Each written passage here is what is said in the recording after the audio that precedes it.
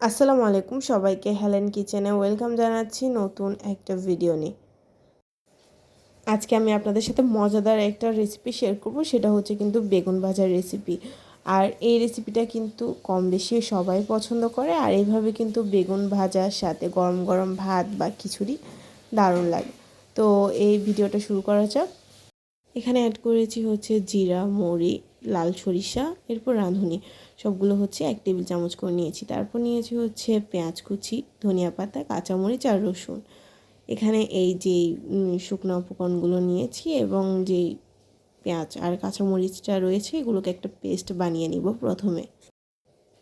এখানে হচ্ছে আমি প্রায় দেশি রসুন ইউজ করেছি 2টার মতো, আপনারা চাইলে হচ্ছে যে কোনো রসুন অ্যাড করতে পারেন। আর এভাবে পেস্ট করব, আর এর পাশাপাশি হচ্ছে আমি রেডি করব বেগুনটাকে। এখানে হচ্ছে আমি বড় সাইজের 2টা বেগুন নিয়েছি, আর বেগুনটাকে একদম যেভাবে দেখাচ্ছি ওইভাবে করে হচ্ছে কেটে নিয়েছি, একদম লম্বা করে হচ্ছে বড় বেগুনকে স্লাইস করে নিয়েছি। আমি একটাকে প্রায় 4 পিস মতো করেছি।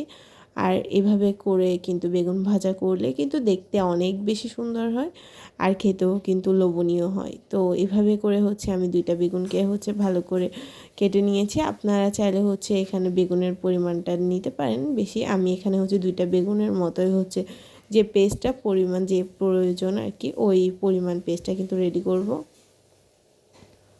আর হচ্ছে বেগুনগুলো কাটার পর এভাবে হচ্ছে মাঝখানে একটা ছুরির সাহায্যে হচ্ছে এভাবে কেটে দিয়েছি, যাতে হচ্ছে যে মশলাগুলো রয়েছে ওইগুলো হচ্ছে বেগুনের ভিতর কিন্তু ভালোভাবে অ্যাড হয়ে যায়। এভাবে হচ্ছে আমি আপনাদেরকে আরও একটা বেগুন দেখিয়ে দিয়েছি কীভাবে হচ্ছে আমি এটাকে কেটেছি। আর এভাবে করে কাটলে কিন্তু অনেক ইজিলি হচ্ছে বেগুনটা কুক হয়ে যায় এবং হচ্ছে ভিতরের মশলাটাও কিন্তু ভালো করে চলে যায়। আর এখানে হচ্ছে আমার পেস্টটাও কিন্তু রেডি। পেস্টটা কিন্তু দেখতেই পাচ্ছেন কতগুলো পেস্ট হয়েছে। তারপরে আমি একটা পাত্রে হচ্ছে পেস্টগুলো নিয়ে নিব। তারপর এখানে অ্যাড করে দিব হচ্ছে 1 টেবিল চামচ হচ্ছে হলুদ গুঁড়ো, 1 টেবিল চামচ হচ্ছে লাল মরিচের গুঁড়ো।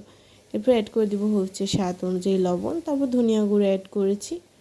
এগুলো দিয়েই হচ্ছে আমি এখানে একটু পানি অ্যাড করব। তারপর একটু সরিষার তেল দিয়েছি। এগুলোর পর হচ্ছে আমি এটা ভালো করে হচ্ছে পেস্টটাকে হচ্ছে মিক্স করে নেব। এখানে হচ্ছে পানি অ্যাড না করে আপনারা সরিষার তেলটা অ্যাড করতে পারেন, যেটা কিন্তু অনেক বেশি টেস্টের হয়। আমি এখানে সরিষার তেলই অ্যাড করেছি। আর এভাবে কিন্তু পেস্টটা রেডি হওয়ার পর আর কোনো কাজ নেই। এভাবে কিন্তু পুরো বেগুনের গায়ে কিন্তু এই মশলাটার মিশ্রণটা হচ্ছে ভালো করে মাখিয়ে নিতে হবে, যাতে হচ্ছে প্রতিটা বেগুনের গায়ে কিন্তু এই মশলার মিশ্রণটা কিন্তু যায়। আমি একে একে করেই হচ্ছে সবগুলো বেগুনকে হচ্ছে ভালো করে মাখিয়ে নিয়েছি মশলার সাথে। আর শীতের দিনে কিন্তু এরকম গরম গরম বেগুন ভাজা কিন্তু সবারই পছন্দ হয়। এভাবে আমি এখন একটা প্যানে হচ্ছে সরিষার তেল গরম করে নিব। এই বেগুন ভাজাটা যদি আপনারা সরিষার তেল দিয়ে করেন তাহলে এটা আলাদা একটা ফ্লেভার আসে, আর খেতে কিন্তু দারুণ হয়। স্মেলটাও মাশাআল্লাহ অনেক বেশি সুন্দর হয়।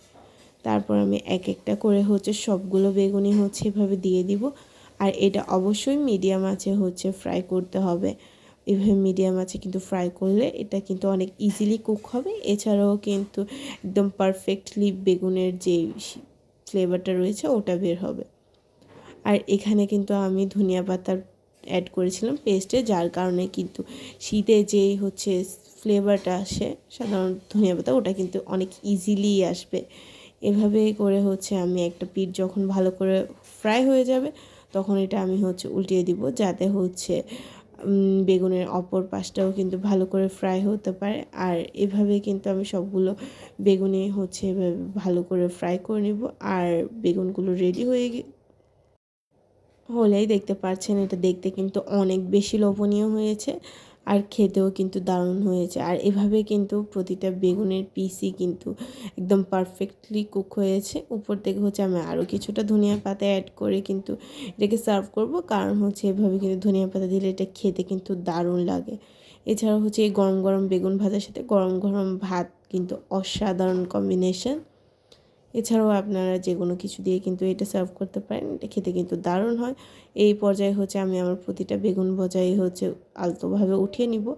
আর এটা কিন্তু ভালো করে আমি একটা প্লেটে হচ্ছে সার্ভ করে দেখাবো আপনাদেরকে। এটা দেখতে কিন্তু কতটা লোভনীয় হয়েছে, আর খেতেও কিন্তু দারুণ হয়েছিল মাশাল্লাহ। সবার ভিডিওটা ভালো লাগলে অবশ্যই লাইক করবেন, আর কার কেমন লেগেছে অবশ্যই আমাকে কমেন্টে জানাবেন।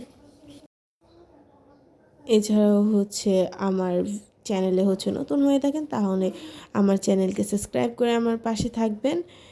আর হচ্ছে আমার চ্যানেলে আপনারা আরও অনেক সুন্দর সুন্দর ভিডিও আছে, চাইলে হচ্ছে দেখে আসতে পারেন।